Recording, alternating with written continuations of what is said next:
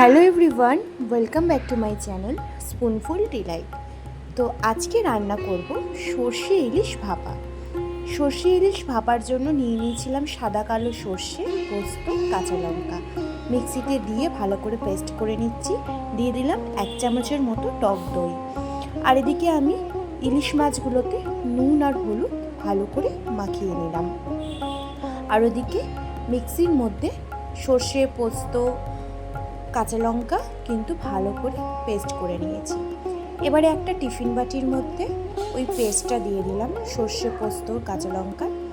দেওয়ার পর এর মধ্যে দিয়ে দেব একটু হলুদ গুঁড়ো, স্বাদ মতো নুন, দিয়ে দেব একটু সামান্য চিনি টেস্টের জন্য, দিয়ে দেব বেশ কিছুটা সর্ষের তেল।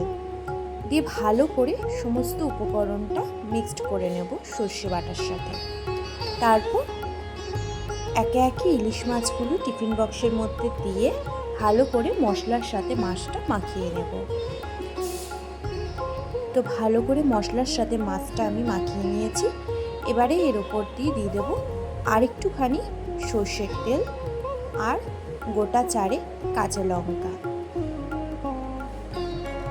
দেওয়ার পর টিফিন বক্সের ঢাকনাটা আমি আটকে দিলাম। এবারে এটা ভাপার জন্য আমি প্রেসারের মধ্যে একটু জল দিয়ে ওর মধ্যে টিফিন বক্সটা ঢাকনা আটকে বসিয়ে দিলাম। এবার কুকারটা লাগিয়ে আমি এটাকে ভাপায় হতে দিলাম। তো স্টিম হতে থাক এটা।